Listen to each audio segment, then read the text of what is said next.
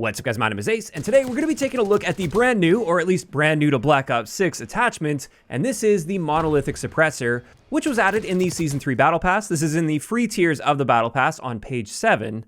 And with this, it finally gives us an alternative to the standard suppressor in the game while also staying off the radar. And this will have a handful of additional effects, whereas the standard suppressor just keeps you off the radar with no other upsides and no downsides attached to it, aside from the opportunity cost trade-off of not being able to use something like a compensator to improve your recoil control. In the case of this new Monolithic Suppressor, with the pros on this, it not only keeps you off the minimap just like the standard suppressor, it also improves our bullet velocity and our damage range. However, it does come at the cost of aim walking steadiness as well as our aim down sight speed. And so today we're going to have a deep look at this, and then I wanted to share my thoughts on this Monolithic Suppressor and why it's not quite as good as you might think.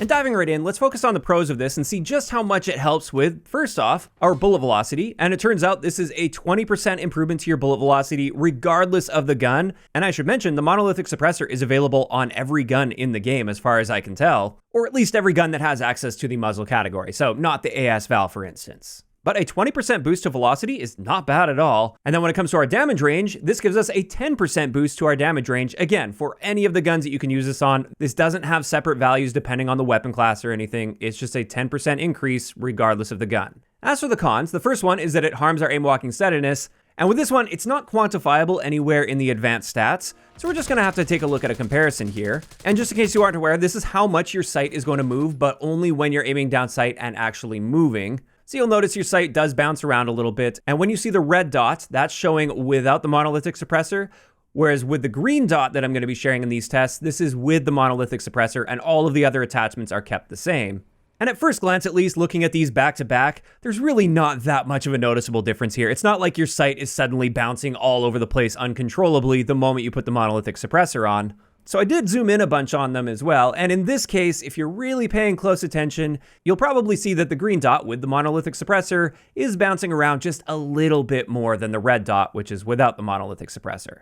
Then I also decided to overlay these, and once again, if you're really paying close attention and you're super zoomed in here, you can see that the green dot is moving a little bit more than the red dot, but at the end of the day, especially within the context of multiplayer and the gunfights you'll be finding yourself in multiplayer, this tiny amount of additional movement to your point of aim while strafing back and forth is not likely to have any impact whatsoever on the outcome of your gunfights. That is such an insignificant amount of extra movement.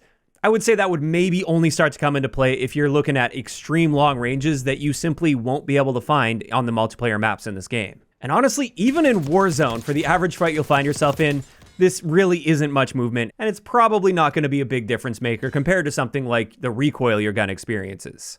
As for the other con you experience with the Monolithic Suppressor, the harm to your aim down sight speed, this is much more noticeable, and it turns out this is a flat 55 millisecond addition to your aim down sight speed, again, regardless of the gun that you're using. So it's not a percentage increase or anything to your aim down sight speed, it just tacks on 55 milliseconds. And that is quite a lot when we're looking at the context of aim down sight speed. And with all of this combined and understanding the stats of how the Monolithic Suppressor works, I want to be very clear that I generally don't recommend using this attachment in multiplayer. And the reasons for this are fairly simple. When it comes to bullet velocity, your engagement distances in multiplayer tend to be quite short, and for the most part, they're going to be falling within the hit scan range of your gun. And that means increasing your bullet velocity, while it will increase the hit scan range, it has no impact on the gunfights that were already within your hit scan range. So just as an example here, with the XM4, by default, this has a hit scan range of 37.5 meters. And it's going to be quite rare that I see a long shot medal with my gameplay, especially with the maps that we're seeing in Black Ops 6. And in order to get a long shot medal for that gun, you need to be at least 38 meters away. This means for every kill that I get with the XM4 that doesn't yield a long shot medal, which again is going to be almost all of my kills with that gun, any increase in my bullet velocity is literally useless. It will have zero impact whatsoever within that hit scan range. So I'd be effectively wasting this bullet velocity improvement on the XM4. Now in saying that, that's not to say that there aren't exceptions with certain guns or maybe certain playstyles. Maybe you're somebody that really likes getting those long shot medals and really hanging back, but we'll talk about some of those exceptions toward the end of the video. Before we do that, let's move on to our damage range. Now with this is definitely a more useful element with the Monolithic Suppressor for multiplayer, at least on some guns that rely on range a lot more than others. So if I'm going to be using the Monolithic Suppressor in multiplayer, it's almost definitely going to be to squeeze out this damage range. And then when we look on the con side of it, as we saw with aim walking steadiness, I pretty much just ignore this stat. It doesn't really make a difference in gunfights, so I don't even really factor this one into my choice at all. However, that 55 millisecond addition to your aim down sight time is a really big deal in multiplayer because, as we've established, most of your gunfights are going to be falling within a close to medium range, and since multiplayer is also quite fast-paced and the engagements tend to be really fast as well, getting your gun up quickly is often far more important than something like bullet velocity or range or even the accuracy of your gun. And 55 milliseconds in isolation may seem like a really tiny number, but within the context of aim down sight speed in Call of Duty, it's very noticeable. You can really feel that 55 millisecond increase, and it will absolutely be the difference maker in a lot of those face-to-face gunfight situations. So this is why for multiplayer, outside of some exceptions, I generally don't recommend the Monolithic Suppressor, because within the vast majority of engagements you find, the downsides tend to outweigh the upsides that you see from this. And more often than not, you'd just be better off with a standard suppressor with no downsides attached to it. Now, some exceptions here, though, for multiplayer would be hipfire builds, especially like akimbo builds, for instance.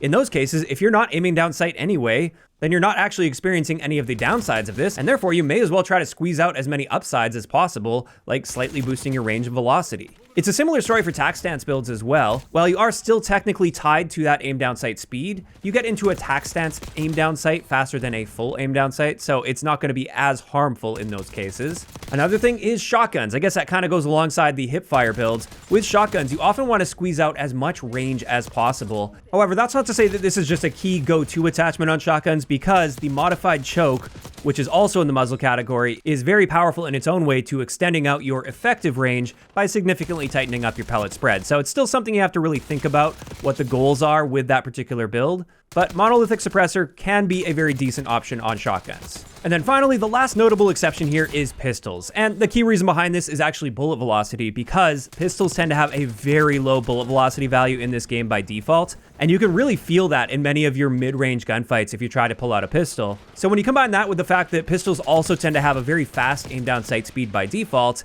they can afford to lose out a little bit in that area, and it's not going to be as punishing as some of the other guns in the game, since you'll still be very competitive with your aim down sight speed.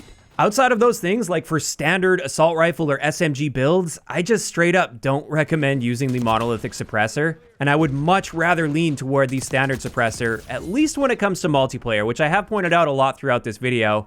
Of course, on the Warzone side of things, which isn't the primary focus of this channel, but it deserves a mention here, the Monolithic Suppressor is absolutely a go-to attachment, because in Warzone, one of the most important stats is bullet velocity. You want to extend that hit scan range as much as possible, because you are going to be getting into much longer range engagements compared to multiplayer, and maximizing bullet velocity maximizes your ability to hit your targets effectively, especially when they're moving at range. So this is absolutely a Warzone-centered attachment, and I would highly recommend using it in that game, but just not in multiplayer. It's really just not worth it most of the time. Now, of course, these are just my thoughts on the Monolithic Suppressor after doing the breakdown and seeing all the stats, and this is where I want to hear from you guys in those comments down below. How are you guys feeling about the Monolithic Suppressor in this game? And do you see yourself using this for multiplayer going forward? Just let me know down below. If you enjoyed the video, a like rating is always appreciated, and don't forget to subscribe for more if you haven't already. I'll talk to you guys next time.